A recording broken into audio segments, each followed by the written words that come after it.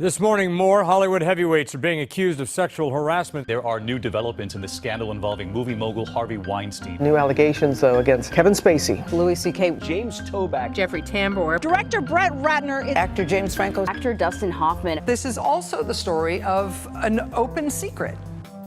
Open secret, something hidden yet also well known. A common and casual phrase, but one also used to describe the seriousness of sexual harassment in Hollywood.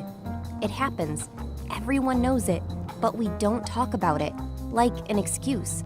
Like what happened with Harvey Weinstein and so many others in the entertainment industry. Why is Hollywood so seemingly full of open secrets? For the answer, you first need to understand the industry's power dynamics and a concept called institutional betrayal. Jennifer Fried introduced the term in 2007. So institutional betrayal is a broad concept. It includes whenever an institution that an individual depends upon or trusts mistreats that individual. It might be the workplace, it might be a school, it might be a church. Or it might be Hollywood, more specifically, a Weinstein production company. Women spoke out for years. He was a punchline in pop culture. I turned down intercourse with Harvey Weinstein on no less than 3 occasions. And yet, he remained at the helm of his production companies, still making blockbuster movies. Chicago! And winning Oscar after Oscar. The other guy that we really need to thank, though, is Harvey Weinstein. For many people, Weinstein was the industry. I would like to thank Harvey Weinstein. And if you were a young actress and put your trust in him, he might betray you. And if he did, you too were part of the secret. This amount of power allowed him to remain a predator for decades. This was an ensemble film, and it took an ensemble team to make it. Well, what people need to know about LA is that most people come here to be in the industry. You've come here most of the time because you have a dream, and you're pursuing that dream. And that dream becomes kind of everything. Rebecca Roy is a therapist who has worked with clients in the entertainment industry for 13 years. Well, I think this is a town that's run on fear. I can't think of any other field where there's less possibility for return. It's very difficult to make a living here. It's very difficult to be seen by a casting director and then be seen by a director and then be seen by a producer, and to have all of those different layers point to one individual and say, you're the one who's going to get the job. And when you want something that badly, when you've been told something is that unattainable and you've attained it, you know, the threat of losing it is huge.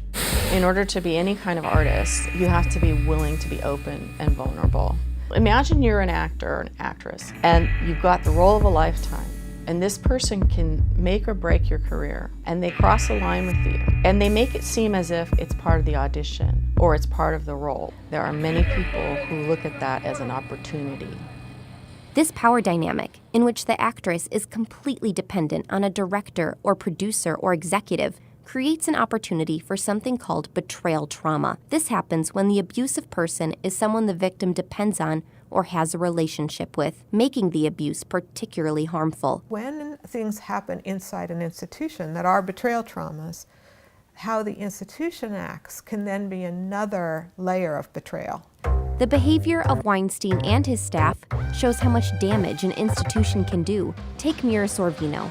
She rejected Weinstein's advances in 1995, told a female employee at Miramax about the harassment, and then found herself blacklisted. This is a small community, basically, and if you hear that somebody's difficult, Diva, difficult, pain in the ass, or maybe he'll tell the other guys I'm not cool, then you kind of stay away from them because there are a lot of other interesting people you could hire. and if you speak up, you're just never heard from again. Both the Screen Actors Guild and the Writers Guild have witnessed a clear uptick in harassment complaints since the Weinstein story broke in October 2017. It's something that every single guild you talk to, the studios, everyone is worried about.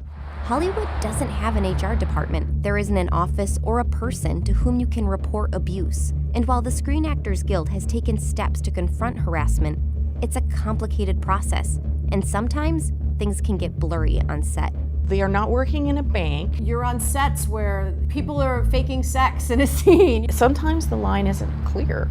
What is or isn't abuse? People get used to then constantly going over that line, so then either things don't seem like a big deal or covering it up doesn't seem like a big deal.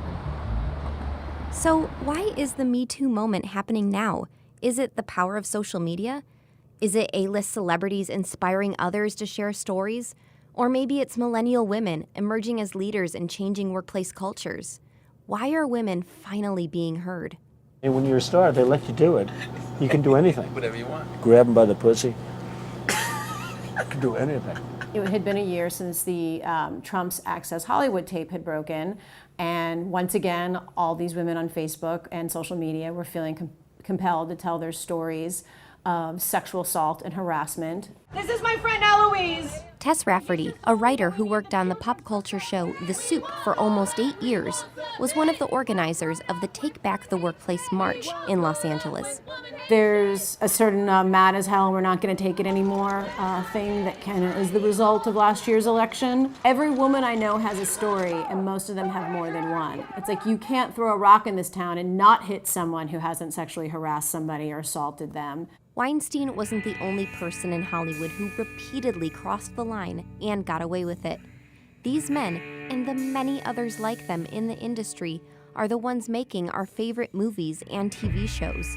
It's really no surprise that the stories we have learned to love reflect their behavior. There was a Cheers episode I saw, I don't know, a couple of months back. Rebecca was being sexually harassed by Frasier's old mentor. You're still doing it.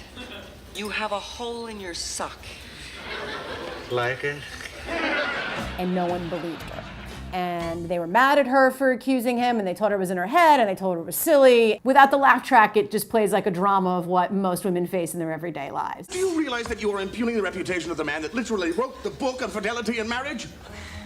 When women are in control, when there's more of us in the writer's room, when there's more of us in charge behind the camera and at the top of the food chain, I'm gonna kill him! I'm gonna kill you! more of our stories get told accurately. You're luscious, you're ravishing. I would give up red meat just to get a glimpse of you in a bra. Portrayals of sexual harassment as something funny or cute or normal. It advised the girls to avoid Kevin if they want their breasts unfondled. The tendency to hide harassment or explain it away or to not believe the person reporting it, it's always been in front of us on screens. And remember, it's more important that she's drunk than she's hot. The entertainment we consume informs our behavior, whether we realize it or not. We laugh along. We root for romance. We just don't take it seriously or save speaking up for another time. Say, anybody know who the new secretary is? Cute little brunette with a great hiney. It was never a secret after all. She was drunk, not dead, I challenge. Violate her 10 different ways if I wanted to. I need to see everything you've got. You got a great ass. Look at those gazongas. You never get a better chance. Well, what do you want anyway? I want us to be closer. You mean you want to sleep with me?